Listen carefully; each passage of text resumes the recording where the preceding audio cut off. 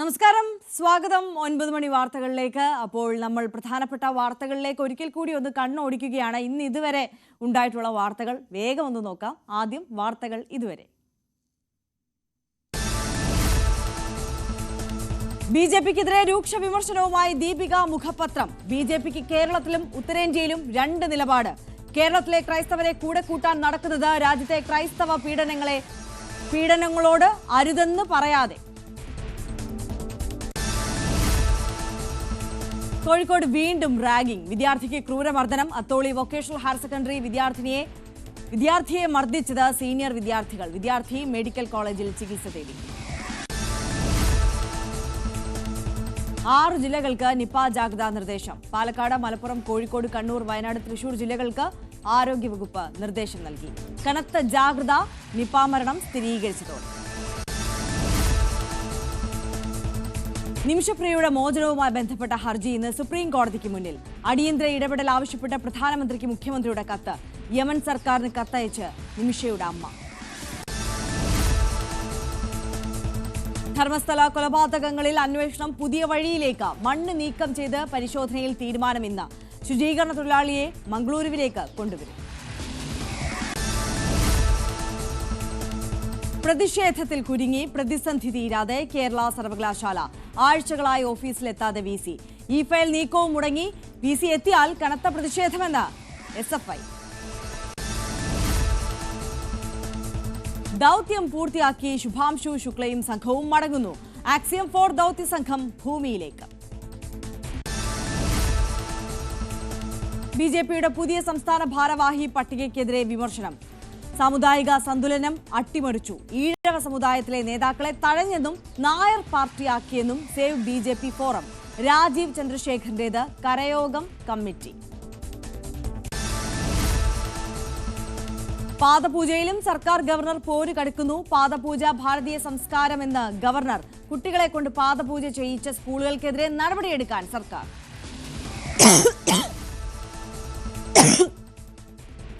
ക്ഷമിക്കണം.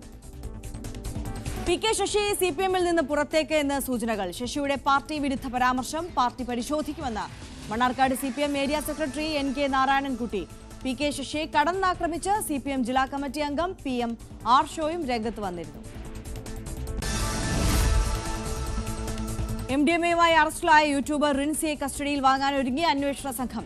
പ്രതിക്കായി കസ്റ്റഡി അപേക്ഷ ഇന്ന് നൽകും. സിനിമയിലെ ലഹരി ഇടപാടുമായി ബന്ധപ്പെട്ട് കൂടുതൽ വിവരങ്ങൾ ചോദിച്ചറിയും.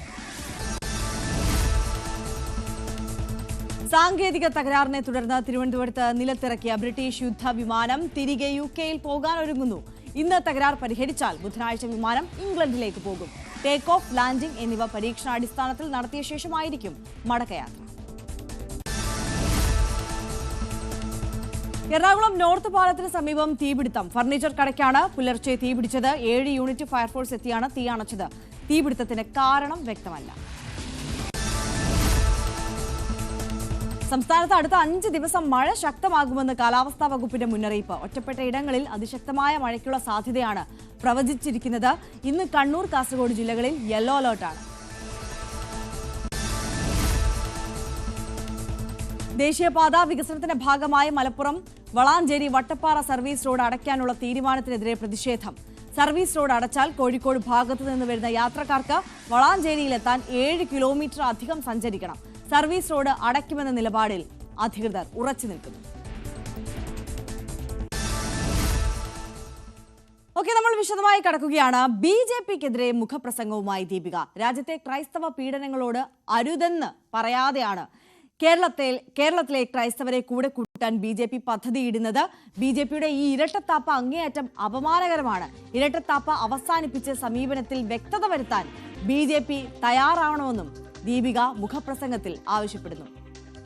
ശ്രീജിത്ത് കൂടുതൽ വിശദാംശങ്ങളുമായി ചേരുകയാണ്. ശ്രീജിത്ത്, ഇരട്ടത്താപ്പ് ഇവിടെ വേണ്ട, വോട്ട് ബാങ്ക് മാത്രം ലക്ഷ്യം കണ്ടുകൊണ്ട് തങ്ങളോട് കൂട്ടുകൂടാൻ വരേണ്ട എന്ന നിലപാട് ഉറക്കെ പറയുകയാണ് ദീപിക. ഇത് സഭയുടെ ഒരു നിലപാട് എന്ന രീതിയിൽ തന്നെ നമ്മൾ കണക്കാക്കണമോ? എന്തായാലും ഈ കളം നിറയാൻ BJP ഇറങ്ങിത്തിരിക്കുമ്പോൾ ഇത്തരത്തിൽ വരുന്ന വിമർശനങ്ങളൊക്കെ വലിയ രാഷ്ട്രീയ പ്രസക്തി കൂടി ഉള്ളതാണ് അല്ലേ?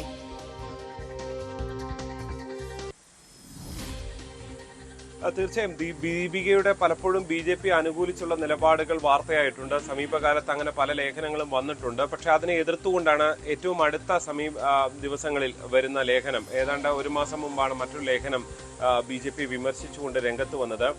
ഈ ക്രൈസ്തവർ രാജ്യത്താകെ നേരിടുന്ന അക്രമത്തെ ചൂണ്ടിക്കാണിച്ചുകൊണ്ടാണ് ഇപ്പോൾ BJPയെ കടന്നാക്രമിച്ചു എന്ന് തന്നെ പറയാം, കടന്നാക്രമിച്ചുകൊണ്ട് രംഗത്ത് വരുന്നത് ദീപിക. തീർച്ചയായും സഭാ വിശ്വാസികൾ, സഭ കാര്യമായി കൊണ്ടു നടക്കുന്ന ഒരു പത്രം കൂടിയാണ് ദീപിക. ആ നിലയിൽ അത് സഭയുടെ നിലപാടായി ചേർത്ത് വായിക്കേണ്ടി വരും. നിലവിൽ എന്തായാലും അതായത് രണ്ട് സമീപനമാണ്. BJPക്ക് ഇരട്ടത്താപ്പാണുള്ളത്. രാജ്യത്തെ ക്രൈസ്തവ പീഡനങ്ങളോട് അരുത് എന്ന് പറയുന്നില്ല. മാത്രമല്ല മഹാരാഷ്ട്രയിലെ ഒരു MLA തന്നെ ഈ വൈദികർക്കെതിരെ അക്രമം നടത്തുന്നവർക്ക് പാരിതോഷികം പ്രഖ്യാപിക്കുന്ന നടപടിയുണ്ട്. അങ്ങനെ രാജ്യത്ത് പലയിടത്തും പലതരത്തിലുള്ള അക്രമങ്ങളും ക്രൈസ്തവർക്കെതിരെ നടക്കുന്നു. അതിലൊക്കെ അതിനെ പിന്തുണയ്ക്കുകയാണ് ഫലത്തിൽ BJP ചെയ്യുന്നത്. BJP ആകെ ചെയ്യുന്നത് ക്രൈസ്തവർ നിർണായക സ്വാധീനമായ സംസ്ഥാനങ്ങളിൽ അവർ ക്രൈസ്തവർക്കൊപ്പമാണ് എന്ന് വരുത്തി തീർക്കാൻ ശ്രമിക്കുന്നു. ആ ശ്രമത്തിന്റെ ഭാഗമാണ് കേരളത്തിലും ഇപ്പോൾ ക്രൈസ്തവരെ ഒപ്പം കൂട്ടാനൊരു ശ്രമം BJP നടത്തുന്നത് എന്നാണ് ദീപികയുടെ ഒരു മുഖപ്രസംഗത്തിൽ തന്നെ പറയുന്നത്. മുഖപ്രസംഗം എന്ന് പറയുമ്പോൾ ഏതെങ്കിലും ലേഖനമല്ല, അത് പത്രത്തിന്റെ ഒരു ഔദ്യോഗിക നിലപാട് തന്നെയാണ് എന്ന് പറയേണ്ടി വരും. ഈ പലയിടത്തും വടക്കേ ഇന്ത്യയിൽ പലയിടത്തും ഈ സാമൂഹിക സേവനം നടത്തുന്നുണ്ട് ക്രൈസ്തവ സഭ. പക്ഷെ അതിനെ മതപരിവർത്തനമായി ചിത്രീകരിക്കുകയാണ് BJPയും സംഘപരിവാറും ഒക്കെ ചെയ്യുന്നത് എന്നുകൂടിയാണ് ദീപിക പറയുന്നത്. അതായത് ഇതൊരു ഇരട്ടത്താപ്പാണ്. ഈ ഇരട്ടത്താപ്പ് അവസാനിപ്പിച്ച് അതിലൊരു വ്യക്തത വരുത്താൻ BJP തയ്യാറാകണം എന്നുള്ളതാണ്.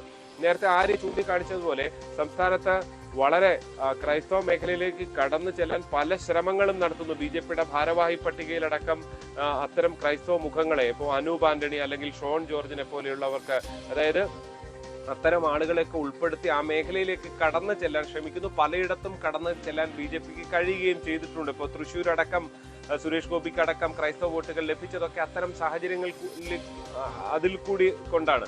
പക്ഷെ അവിടെയാണ് BJP ഒരു വലിയ കുതിച്ചുചാട്ടത്തിന് ശ്രമിക്കുമ്പോഴാണ് അവിടെ ഒരു തലക്കടി എന്ന നിലയിൽ ഇത്തരത്തിൽ ലേഖനങ്ങൾ തുടർച്ചയായി ദീപികയിൽ പ്രസിദ്ധീകരിക്കുന്നത്.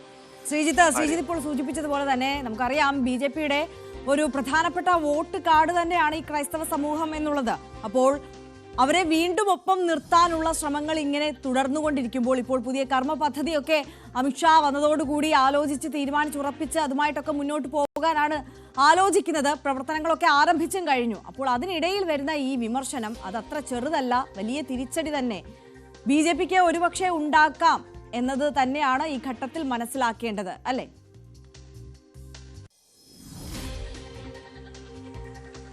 തീർച്ചയായും ആര്യ, ഇതിപ്പോ ദീപിക ഒരു മുഖപ്രസംഗം എഴുതി എന്നുള്ളത് ശരി തന്നെയാണ്. അത് കത്തോലിക്ക സഭയുടെ നിലപാടായി സ്വാഭാവികമായും വ്യാഖ്യാനിക്കപ്പെടുകയും ചെയ്യും എന്ന കാര്യത്തിൽ യാതൊരു സംശയവുമില്ല. ഇനി സഭയുടെ ഔദ്യോഗിക നേതൃത്വം ഇക്കാര്യത്തിൽ എന്താണ് പറയുന്നത് എന്നുള്ളതാണ് തീർച്ചയായും ഇനി അറിയാനുള്ളത്. KCBC ഒക്കെ പതിവായി ഓരോ വിഷയങ്ങളിലും പ്രതികരിക്കുന്നതാണ്. ഈ വിഷയത്തിലും പ്രതികരണം ആ തരത്തിൽ വരാനുള്ള സാധ്യത നമുക്ക് തള്ളിക്കളയാൻ കഴിയില്ല. ദീപികയുടെ നിലപാടിനെ പരിപൂർണമായും ഏറ്റെടുക്കുമോ അതോ അതിനെ തള്ളിപ്പറയുമോ എന്നൊക്കെയുള്ളതാണ് ഇനി കാത്തിരിക്കേണ്ടത്. എന്തായാലും ദീപിക ഒരു വലിയ കടന്നാക്രമണം തന്നെ ദീപിക എഡിറ്റോറിയലിലൂടെ BJPക്കെതിരെ നടത്തിയിരിക്കുന്നു എന്ന കാര്യത്തിൽ യാതൊരു സംശയമില്ല. ഇനി BJP നേതാക്കളുടെ ഇതിനോടുള്ള പ്രതികരണവും കാണേണ്ടതുണ്ട്. ഒരുപക്ഷെ BJPയുടെ ഒരു സ്ട്രാറ്റജി അനുസരിച്ച് ക്രൈസ്തവ സഭകളോടൊക്കെ അടുത്ത് നിൽക്കാൻ ചേരാൻ ശ്രമിക്കുന്നതിനിടെ ഇതിനെ വല്ലാതെ തിരിച്ചാക്രമിക്കാനുള്ള സാധ്യതയില്ല. പക്ഷേ ഇതിൽ നിന്ന് വഴുതി മാറാനുള്ള ശ്രമം തന്നെയായിരിക്കും BJPയെ സംബന്ധിച്ച് ഉണ്ടാകുക എന്ന് തന്നെ മനസ്സിലാക്കേണ്ടി വരും. നിലവിൽ എന്തായാലും ഈ സഭയുടെ നിലപാട് തന്നെയാണോ ഇത് എന്നുള്ളതാണ് ഇനിയുള്ള പ്രതികരണങ്ങളിൽ അറിയേണ്ടത്. കാര്യം ചൂണ്ടിക്കാണിച്ചതുപോലെ തന്നെ ഈ പല മുനമ്പം പോലുള്ള വിഷയങ്ങളൊക്കെ BJP വലിയ രാഷ്ട്രീയ ആയുധമാക്കുകയും വലിയ പ്രചാരണങ്ങളൊക്കെ നടത്തിക്കൊണ്ട് മുന്നോട്ട് പോവുകയും ചെയ്യുന്ന ഒരു സാഹചര്യം ഒക്കെ തന്നെയായിരുന്നു ഉണ്ടായിരുന്നത്. അവിടെ BJP ആദ്യമായി അവിടെ കമ്മിറ്റി, പാർട്ടി ഓഫീസൊക്കെ ഉണ്ടാക്കുന്നത് ഈ സമരത്തിന് ശേഷമാണ്. എല്ലാ തരത്തിലുള്ള ഉറപ്പുകളും മുനമ്പം ജനതയ്ക്ക് ഉണ്ടാകുമെന്നൊക്കെ കേന്ദ്ര സർക്കാർ പറയുകയൊക്കെ ചെയ്ത സാഹചര്യമുണ്ട്. അവിടെയൊക്കെ നിൽക്കുമ്പോഴാണ്, അങ്ങനെയൊക്കെ നിന്ന് വളരെ കാര്യമായി ക്രൈസ്തവ സഭ വിശ്വാസികളിലേക്ക് കയറാൻ നിൽക്കുമ്പോഴാണ് ദീപിക അതിനൊരു കടുംവെട്ട് ഫലത്തിൽ നൽകുന്നത്. തീർച്ചയായും ശ്രീജിത്താണ് വിവരങ്ങൾ നൽകുന്നത്. ശ്രീജിത്ത് തുടരുക. ഇപ്പോൾ BJP നേതാവ് ശ്രീ N ഹരി കൂടി നമുക്കൊപ്പം ചേരുകയാണ്. ഹരി, ഇപ്പോൾ ദീപികയുടെ മുഖപ്രസംഗത്തിൽ പറയുന്നത് ഈ ഇരട്ടത്താപ്പ് ഇവിടെ നടപ്പാകില്ല, വിലപ്പോകില്ല എന്നുള്ളതാണ്. വോട്ട് ബാങ്ക് മാത്രം നോക്കി കൂട്ടുകൂടാൻ വരേണ്ട എന്ന നിലപാട് ശക്തമായി പറയുകയാണ്. എങ്ങനെ പ്രതികരിക്കുന്നു?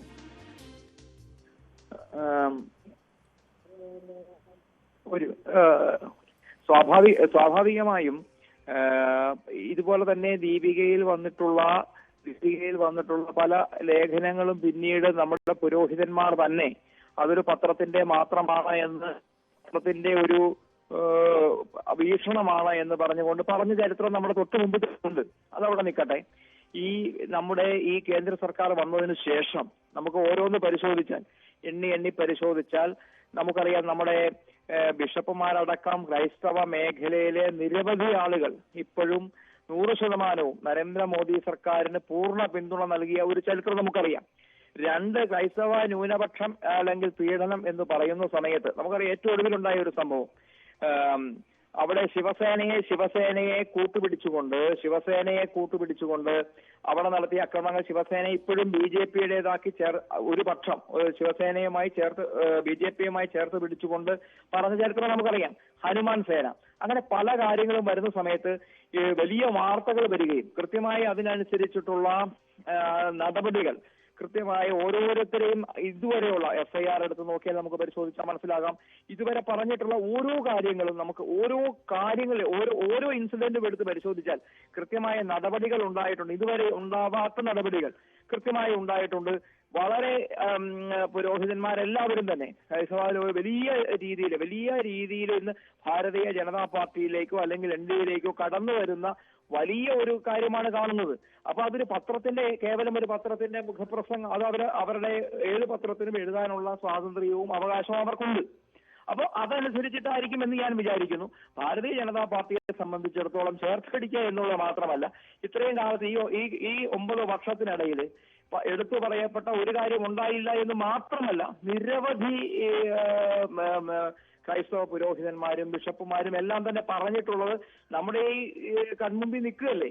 നിങ്ങളുടെ ചാനൽ തന്നെ എത്രയോ ആളുകൾ പറഞ്ഞത് തന്നെ വിവാദമാക്കിയിട്ടുണ്ട്. എത്രയോ പരസ്യമായി നരേന്ദ്രമോദിയുടെ പ്രവർത്തനങ്ങൾക്ക് അനുകൂലമായി നിന്നിട്ടുണ്ട്. അപ്പൊ ഇതൊരു ചർച്ചയാക്കേണ്ട ആവശ്യമില്ല എന്നുള്ളത് തന്നെയാണ് എന്റെ ഒരു അഭിപ്രായം. പക്ഷെ അത്തരത്തിൽ ചില വൈദികരൊക്കെ കൂടെ നിൽക്കുന്ന സമയത്തും ഈ വിമർശനം നേരത്തെ മുതൽ തന്നെ ശക്തമായിരുന്നു.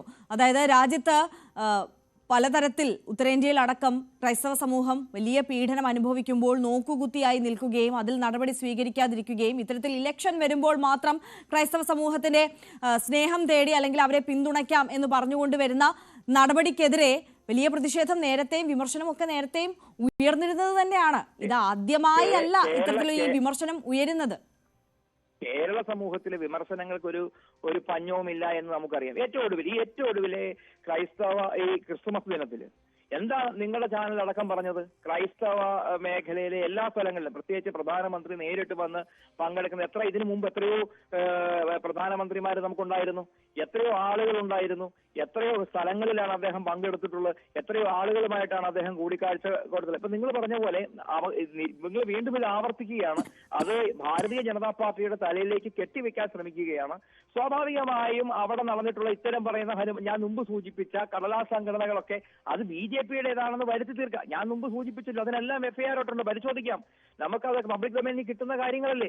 എവിടെയാണ് ഒരു BJP-കാരൻ അല്ലെങ്കിൽ RSS-കാരൻ അല്ലെങ്കിൽ അത്തരത്തിലുള്ള ചുമതലയുള്ള ആരെയാണ് ഇതുവരെ അറസ്റ്റ് ചെയ്തിട്ടുള്ളത് അല്ലെങ്കിൽ അതിനുള്ള ഒരു കാര്യങ്ങൾ ഇട്ടിട്ടുള്ളത്? പിന്നെ ഇപ്പോ നമ്മുടെ രാജീവ് ചന്ദ്രശേഖർജി ഇത്രയും കാലം ഓരോന്നും ഇത്തരത്തില് ബീഫിന്റെ പ്രശ്നം അല്ലെങ്കിൽ മറ്റുള്ള പ്രശ്നങ്ങൾ ഓരോ ഇലക്ഷന്റെ സമയത്തും ഉയർത്തിക്കൊണ്ടിരുന്നവർ ഇന്ന് അവർക്ക് മനസ്സിലായി ഭാരതീയ ജനതാ പാർട്ടി വികസിത കേരളം എന്ന ഒരു സന്ദേശം മാത്രമാണ് ഇന്ന് മുന്നോട്ട് വെക്കുന്നത്. കേരള സമൂഹം അത് ചർച്ച ചെയ്യാൻ തുടങ്ങിയിട്ടുണ്ട്. അപ്പൊ ചില കോണുകളിലൊക്കെ അസ്വസ്ഥത ഉണ്ടാവുക സ്വാഭാവികമാണ്. ഞങ്ങൾ അത്തരത്തിൽ മാത്രമേ ഇതിനെ കാണുന്നുള്ളൂ. യെസ്, വളരെ നന്ദി ശ്രീ എൻ ഹരി. ഈ ഘട്ടത്തിൽ പ്രതികരിച്ചതിന് ജി ശ്രീജിത്ത് നമുക്കൊപ്പം തുടരുന്നുണ്ട്. ശ്രീജിത്ത്, BJP പ്രതിനിധി പറയുന്നത് ഇത് അവരുടെ ആത്മവിശ്വാസത്തെ കെടുത്തുന്ന വിമർശനമൊന്നും അല്ല. ഇത്തരത്തിൽ നേരത്തെയും ദീപികയിലടക്കം വിമർശനങ്ങൾ ഉണ്ടായിട്ടുണ്ട്. പക്ഷെ പിന്നീട് അത് വൈദികരും സഭാ നേതൃത്വവും ഒക്കെ അവരുടെ വിമർശനമല്ല, നിലപാടല്ല എന്ന തരത്തിൽ അതിനെയൊക്കെ തള്ളിക്കളയുന്ന സാഹചര്യമാണ് ഉണ്ടായത്. സമാനമായ രീതിയിൽ തന്നെ ഇപ്പോഴും ഉണ്ടാകുമെന്നുള്ള പ്രതീക്ഷയാണ് പങ്കുവെക്കുന്നത്.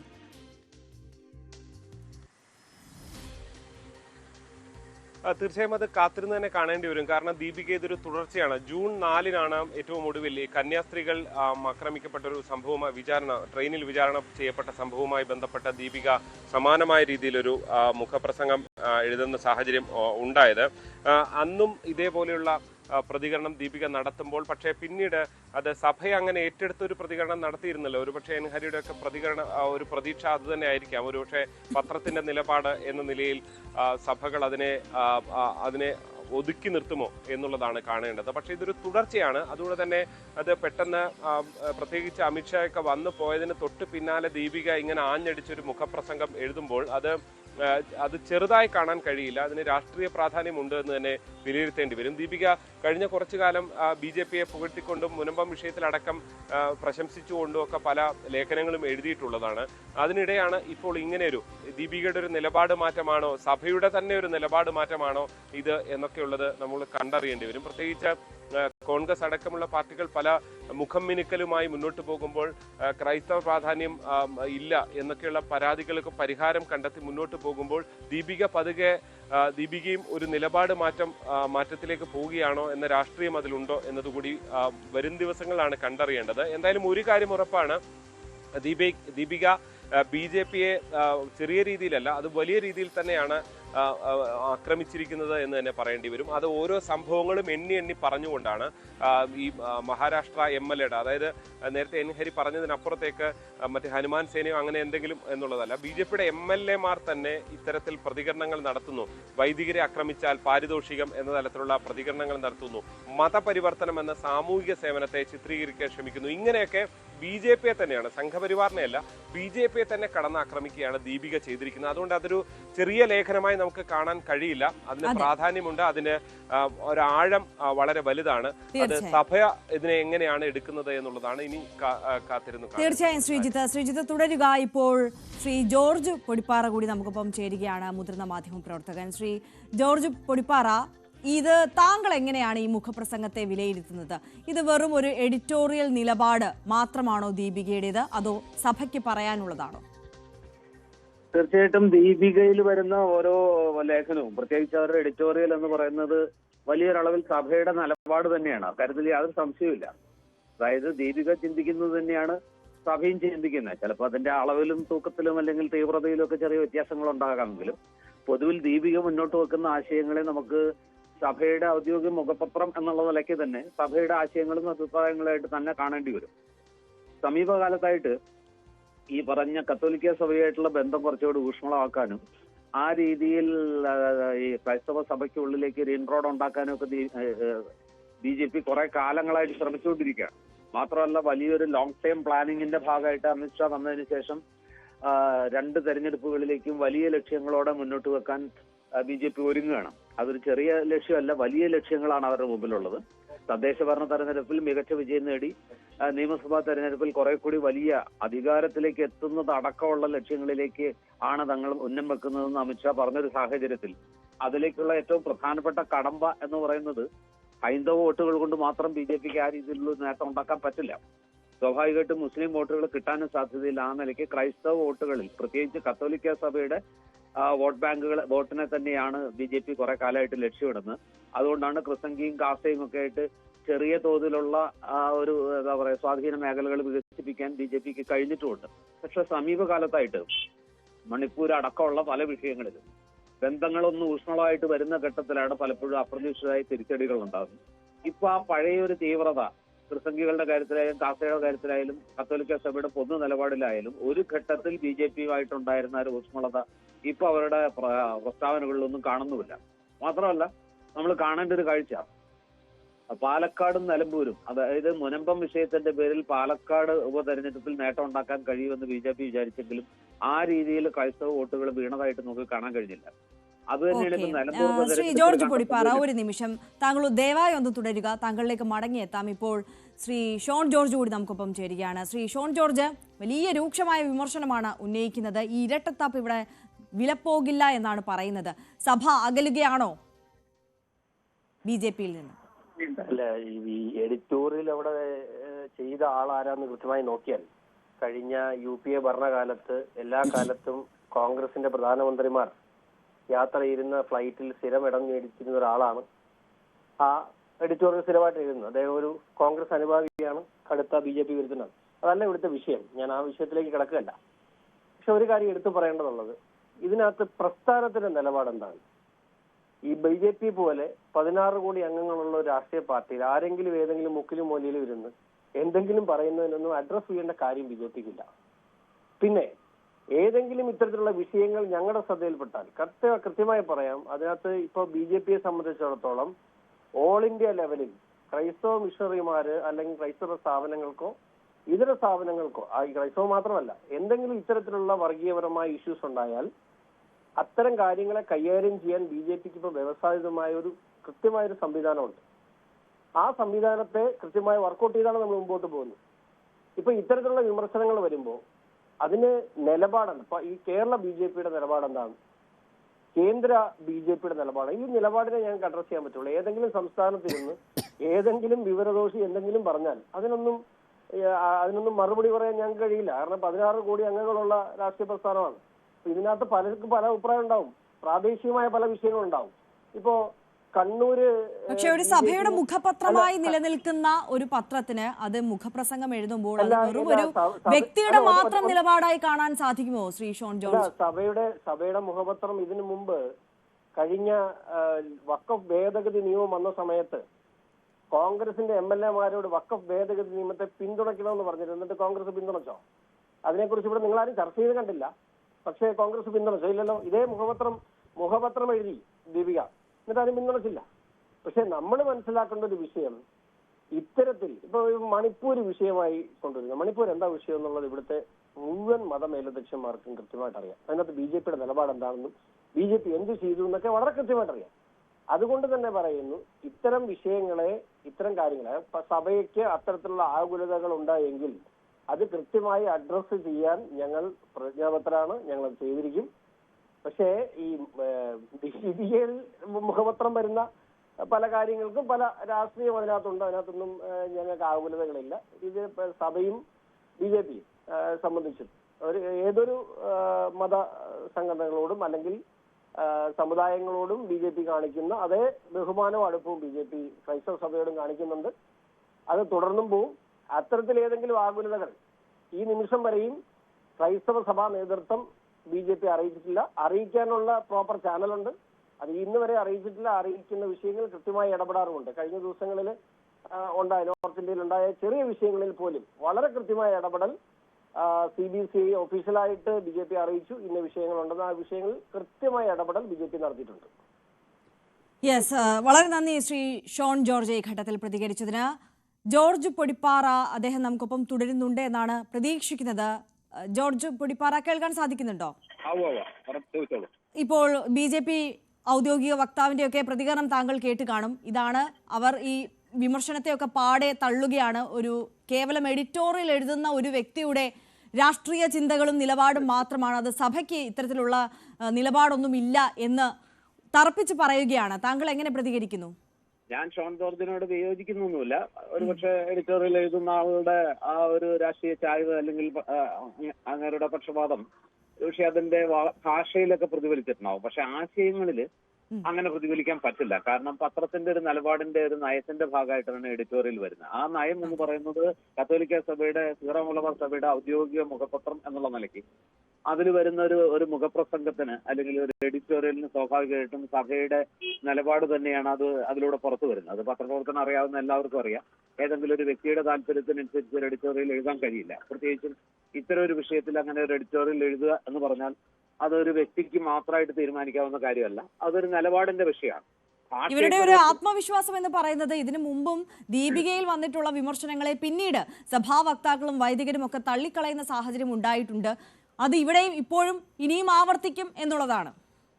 അതിപ്പോ സ്വാഭാവികമായിട്ടും ചില ഘട്ടങ്ങളിൽ വളരെ തീവ്രമായിട്ട് ഈ പത്രം എഡിറ്റോറിയൽ വഴിക്ക് BJPയെ മാത്രമല്ല UDF-നെയും LDF-നെയും ഒക്കെ വിമർശിക്കാറുണ്ട്. അത് അതേപടി തന്നെ. പക്ഷെ ഇവിടെ ഒരു പ്രശ്നമുള്ളത് ഷോൺ ജോർജ് തന്നെ മനസ്സിലാക്കേണ്ട ഒരു കാര്യം എന്താണെന്ന് വെച്ചാൽ, ഇത്തരം എഡിറ്റോറിയൽ ഇപ്പൊ UDF-നെതിരെ, അതായത് മുനമ്പം വിഷയത്തിൽ കേരളത്തിൽ നിന്നുള്ള MP-മാര് ഈ ആ ബില്ലിന് അനുകൂലമായിട്ട് വോട്ട് ചെയ്യണമെന്ന് ആവശ്യപ്പെട്ടപ്പോൾ അത് ഏറെ ആഘോഷിച്ച പാർട്ടി BJP-ആണ്. അതായത് സീറോ മലബാർ സഭ തങ്ങളോട് അടുക്കുന്നു, BJP നിലപാടിനോട് ചേർന്ന് നിൽക്കുന്നു എന്ന രീതിയിൽ അതൊരു വലിയ രാഷ്ട്രീയ ഡെവലപ്മെന്റ് ആണെന്നുള്ള നിലയ്ക്ക് അതിനെ ആഘോഷിച്ചവരാണ് BJP.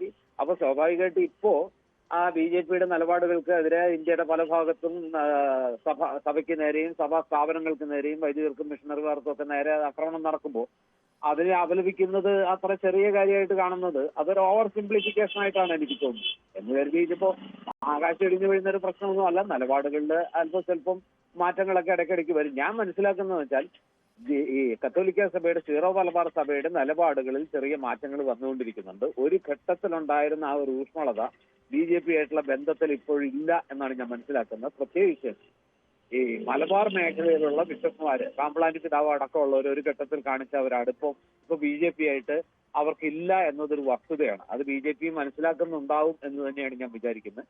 ഏതായാലും 2 തെരഞ്ഞെടുപ്പുകൾ അടുത്തെത്തി നിൽക്കെ ഉണ്ടാകുന്ന ഓരോ ചെറു ചലനങ്ങളും രാഷ്ട്രീയ പ്രാധാന്യമുള്ളതാണ്. പ്രത്യേകിച്ച് കത്തോലിക്ക സഭയുടെ ഒരു പിന്തുണ BJPക്ക് മുന്നോട്ടുള്ള പ്രയാണത്തിൽ വളരെ നിർണായകമാണെന്നിരിക്കെ ആ ബന്ധത്തിൽ എന്തെങ്കിലും ഉലച്ചിലുണ്ടാവുകയോ അകലം വർദ്ധിക്കുകയോ ചെയ്താൽ അത് BJP-യുടെ മാസ്റ്റർ പ്ലാനിനെ വല്ലാതെ അട്ടിമറിക്കാൻ സാധ്യതയുണ്ട് എന്നാണ് ഞാൻ വിചാരിക്കുന്നത്. തീർച്ചയായും വളരെ നന്ദി ശ്രീ ജോർജ് പൊടിപ്പാറ ഈ ഘട്ടത്തിൽ പ്രതികരിച്ചതിന്. എന്തായാലും അതിരൂക്ഷമായ വിമർശനമാണ് ദീപികയിൽ വന്നിട്ടുള്ളത്. ഇനി KCBC എങ്ങനെ ഔദ്യോഗിക വക്താക്കൾ ഈ വിഷയത്തോട് പ്രതികരിക്കും, നിലപാട് വ്യക്തമാക്കുമെന്നത് വരും മണിക്കൂറിൽ നമുക്ക് കണ്ടറിയാം. വാർത്തകളിലേക്ക്. തിരുവനന്തപുരം നഗരസഭ പിടിക്കാനുള്ള കർമ്മ പദ്ധതിയുമായി BJP. സർക്കാരിനെതിരെയുള്ള സമരപരിപാടികളോടൊപ്പം നഗരസഭാ ഭരണം BJPക്ക് ലഭിച്ചാൽ നടപ്പാക്കാൻ പോകുന്ന ബൃഹത് പദ്ധതികൾ വിവരിച്ചുള്ള ക്യാമ്പയിൻ അടക്കമാണ് ആലോചനയിൽ ഉള്ളത്. 101 സീറ്റുകളായി ഉയരുന്ന നഗരസഭയിൽ 17 വാർഡുകൾ കൂടി നേടിയാൽ NDAക്ക് കേവല ഭൂരിപക്ഷം ലഭിക്കും. ഇത് അസാധ്യമല്ലെന്ന വിലയിരുത്തലാണ് BJPക്കുള്ളത്. നിലമ്പൂർ ഉപതെരഞ്ഞെടുപ്പുണ്ടായെങ്കിലും രാജീവ് ചന്ദ്രശേഖർ സംസ്ഥാന അധ്യക്ഷനായ ശേഷം ആദ്യമായി നേരിടുന്ന രാഷ്ട്രീയ വെല്ലുവിളിയാണ് തദ്ദേശ തിരഞ്ഞെടുപ്പ്. 45 വർഷമായി ഇടതുപക്ഷം ഭരിക്കുന്ന നഗരസഭയിൽ അധികാരം നേടാനുള്ള വിവിധ വഴികളാണ് BJP തേടുന്നത്. നിയമന അഴിമതി തുറന്നുകാട്ടി സമരപരിപാടിക്ക് തുടക്കം കുറിക്കും.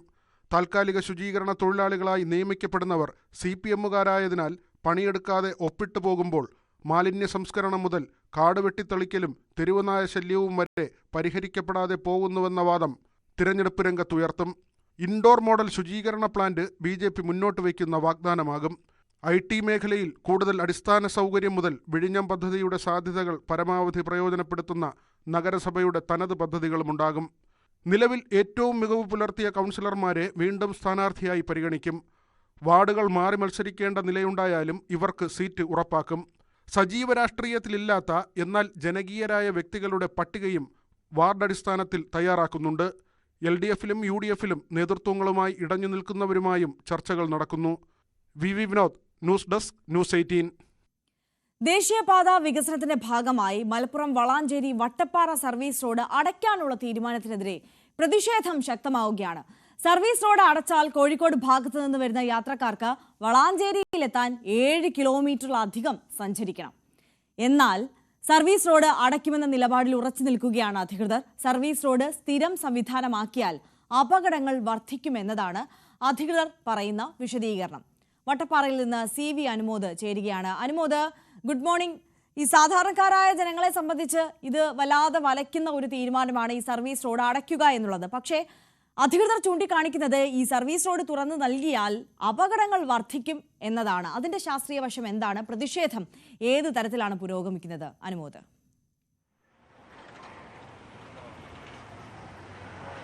ആര്യ, ഞാൻ നിൽക്കുന്നത് വട്ടപ്പാറ വയഡക്റ്റ് തുടങ്ങുന്ന ഇടത്താണ്. നമുക്ക് ആദ്യം ഇവിടുത്തെ കാഴ്ചകൾ കാണിച്ച ശേഷം അതിലേക്ക് കൃത്യമായിട്ട് വരാം. അതിപ്പോൾ വട്ടപ്പാറ വയഡക്റ്റിലേക്കുള്ള ദേശീയപാത കടന്നു പോകുന്നത് ഇതുവഴിയാണ്. ഇതുവഴി പോകുന്നത് നേരെ വയഡക്റ്റ് വഴി ദേശീയപാത കടന്നു പോകുന്നു. ഇതിന് മറുവശത്ത് ഇപ്പോൾ വാഹനങ്ങൾ ഇറങ്ങിപ്പോകുന്നത് നമുക്ക് കാണാൻ കഴിയും. ഇതാണ് വളാഞ്ചേരിയിലേക്ക് ഇപ്പോൾ ഉള്ള സർവീസ് റോഡ്, അല്ലെങ്കിൽ വളാഞ്ചേരിയിലേക്കുള്ള വഴി ഇപ്പോൾ ഇതാണ്. പക്ഷേ ഈ ഒരു ദേശീയപാതയുടെ നിർമ്മാണം പൂർത്തിയായി കഴിഞ്ഞാൽ ഈ വഴി പൂർണ്ണമായിട്ടും അടയ്ക്കും. പിന്നീട് നമുക്ക് ഈ ഹൈവേയുടെ ഇടതുവശത്ത് ഇവിടെ നമുക്ക് നിർമ്മാണം നടക്കുന്നത് കാണാൻ സാധിക്കും. ഇവിടെ ഈ പ്രദേശത്തിലൂടെയാണ് സർവീസ് റോഡ് നിർദ്ദേശം വന്നിരിക്കുന്നത്.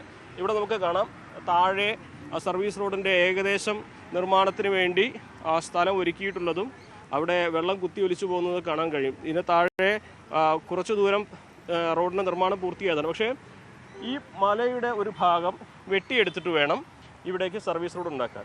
പക്ഷേ നിലവിൽ ഈ ഭാഗത്ത് മല വെട്ടി മുറിച്ചുള്ള ഒരു നിർമ്മാണം ഈ പ്രദേശത്തിൻ്റെ മണ്ണിൽ ഉറപ്പില്ലാത്തതിനാൽ ബുദ്ധിമുട്ടാണ് എന്നാണ് ദേശീയപാത അതോറിറ്റി പറയുന്നത്. അതുകൊണ്ട് ഈ വഴിയും ഈ വശത്തുകൂടിയും വഴി ഉണ്ടാകില്ല. നിലവിൽ ബസ്സുകളൊക്കെ ഇറങ്ങിപ്പോകുന്ന ആ വഴിയും അടയ്ക്കും. ചുരുക്കം പറഞ്ഞാൽ വളാഞ്ചേരിയിലേക്ക് ഇതുവഴി പോകാനേ കഴിയില്ല. 7 കിലോമീറ്റർ വയഡക്റ്റ് വഴി കറങ്ങി തിരിഞ്ഞു വേണം ഇവിടേക്കെത്താൻ. അതുകൊണ്ടുണ്ടാകുന്ന ബുദ്ധിമുട്ട് ഈ ഒരു 4-5 കിലോമീറ്റർ ദൂരം തികച്ചും ഒറ്റപ്പെട്ട അവസ്ഥയിലാകും. അവിടെ കോളേജുകളുണ്ട്, സ്കൂളുകളുണ്ട്. അവിടേക്ക് പോകുന്ന കുട്ടികൾക്കൊന്നും വാഹനം കിട്ടാത്ത അവസ്ഥ വരും. നമ്മളിപ്പോൾ ഇവിടുത്തുകാരൊക്കെ ചേർന്ന് ഇവിടുത്തെ വളാഞ്ചേരി നഗരസഭാ കൗൺസിലർമാരാണ് ഇവരൊക്കെ. വലിയൊരു പ്രശ്നമാണല്ലോ. തീർച്ചയായിട്ടും ഇതിപ്പോൾ പറയുകയാണെങ്കിൽ ഞങ്ങളെ സംബന്ധിച്ചിടത്തോളം കഴിഞ്ഞ കുറേ കാലമായിട്ട് ഞങ്ങളുടെ മുൻ തലമുറയൊക്കെ ഉപയോഗിച്ചിരുന്ന വഴിയാണ്. ഇപ്പോൾ വളാഞ്ചേരി എന്ന് പറഞ്ഞാൽ അറിയാം, നമ്മുടെ ജില്ലയിൽ തന്നെ പ്രധാനപ്പെട്ട ഒരു ജംഗ്ഷനാണ്. അതോടൊപ്പം തന്നെ അവിടെ നിരവധി വിദ്യാഭ്യാസ സ്ഥാപനങ്ങളുണ്ട്, ഹോസ്പിറ്റലുകളുണ്ട്, ചെറുതും വലുതുമായ വ്യവസായ സ്ഥാപനങ്ങളൊക്കെ ഉള്ള സ്ഥലമാണ്. അപ്പോൾ ഒരു ദിവസം ഇവർ പറയുകയാണ്, ഇനി മുതൽ നിങ്ങൾ ദേശീയപാതയിലൂടെ പോയിട്ട് വളാഞ്ചേരി വഴി കറങ്ങിയിട്ട് പോകണം എന്നാണ് പറയുന്നത്. അധികം സഞ്ചരിക്കണം. അത് ഒരിക്കലും അസാധ്യമായ ഒരു കാര്യമാണ്. കാരണം ഞങ്ങളെ സംബന്ധിച്ചിടത്തോളം ഉണ്ടായിരുന്നൊരു സൗകര്യം ഒറ്റയടിക്ക് എന്താണെന്ന് കാരണം പോലും ഞങ്ങളോട് പറയുന്നില്ല. മാത്രമല്ല ഇതിൻ്റെ ഒരു പ്രശ്നം എന്താ വെച്ചാൽ ഓണിയൽ പാലം വഴി ചുറ്റി വരുമ്പോൾ ഉണ്ടാകുന്ന പ്രശ്നം അതുവരെ എന്തിൻ്റെ അടിസ്ഥാനത്തിൽ പറയുന്നത്. കാരണം അതിലൂടെ ഇവിടെ നിന്ന് പോകുന്ന അപ്പോൾ ഒരു 2 മിനിറ്റ് നിന്നാൽ അറിയാം എത്ര കണ്ട് വാഹനങ്ങൾ ഈ കാവുമ്പുറം വളാഞ്ചേരി ഭാഗത്തേക്ക് പോകുന്നുണ്ട്. അത്രയും വാഹനങ്ങൾ അതുവഴി കറങ്ങി പോകുമ്പോൾ വളാഞ്ചേരിയിൽ നിന്ന് കുറ്റിപ്പുറത്തേക്കുള്ള റോഡും കുറ്റിപ്പുറത്ത് നിന്ന് വളാഞ്ചേരിക്കുള്ള റോഡും അവിടെ ട്രാഫിക് വരികയും ആ വാഹനങ്ങളെല്ലാം മൊത്തം ദേശീയപാതയിലേക്ക് എത്തുന്ന സ്ഥിതി വരും. അപ്പോൾ ദേശീയപാതയും തത്വത്തിൽ സ്റ്റക്കാവുന്ന സ്ഥിതിയിലേക്കാണ് കാര്യങ്ങൾ പോകുന്നത്. ഈ കാവുമ്പുറം പൂർണ്ണമായിട്ട് അടച്ചുപൂട്ടപ്പെടുന്ന അവസ്ഥ വരൂലേ? കാവുമ്പുറം മാത്രമല്ല, കാവുമ്പുറത്തിൻ്റെ പ്രദേശത്തിൻ്റെ ഉള്ളിൽ നിരവധി പ്രദേശങ്ങളുണ്ട്. കളിയാല, കക്കട്ടപ്പാറ, കാർത്തല, കാട്ടിപ്പരുത്തി, അങ്ങനെ താണിയപ്പംകുന്ന് അടക്കമുള്ള പ്രദേശങ്ങളിലേക്ക് പോകുന്ന ഒരു പ്രധാനപ്പെട്ട വഴിയാണിത്. അത് സർവീസ് റോഡ് അടക്കുക എന്ന് പറഞ്ഞാൽ അതൊരു തികച്ചും അശാസ്ത്രീയമായ ഒരു രീതിയാണ്. മാത്രമല്ല കേരളത്തിൽ തന്നെ ഇപ്പോൾ നാഷണൽ ഹൈവേയുടെ വികസനവുമായി ബന്ധപ്പെട്ടുള്ള സർവീസ് റോഡ് എവിടെയെങ്കിലും അടച്ചു എന്ന് തോന്നുന്നുണ്ടെങ്കിൽ അത് ഒരു സ്ഥലം നമ്മുടെ വട്ടപ്പാറയിലാണ്. വട്ടപ്പാറയിൽ സർവീസ് റോഡ് അടക്കുക എന്ന് പറഞ്ഞാൽ ജനങ്ങളുടെ സഞ്ചാര സ്വാതന്ത്ര്യത്തിന് മേലുള്ള വലിയ കടന്നുകയറ്റമാണ്. അത് അശാസ്ത്രീയപരമായ ഒരു കാര്യമാണ്. അവിടുന്ന് യു-ടേൺ അടിച്ച് കഞ്ഞിപ്പുര വഴിയോ അല്ലെങ്കിൽ വയഡക്റ്റ് മേൽപ്പാലം വഴിയൊക്കെ വളാഞ്ചേരിയിലേക്കും പരിസര പ്രദേശങ്ങളിൽ എത്തുക എന്ന് പറഞ്ഞാൽ നഗരസഭാ ചെയർമാൻ ഇപ്പോൾ വളാഞ്ചേരിയുടെ നഗരസഭാ ചെയർമാൻ ശ്രീ അഷ്റഫ് അമ്പലത്തിങ്കൽ കൂടി നമുക്കൊപ്പം ചേരുകയാണ്. ശ്രീ അഷ്റഫ് അമ്പലത്തിങ്കൽ, നമസ്കാരം, സ്വാഗതം ന്യൂസ് 18ലേക്ക്. ഇതിപ്പോൾ വലിയ പ്രശ്നമാണ്.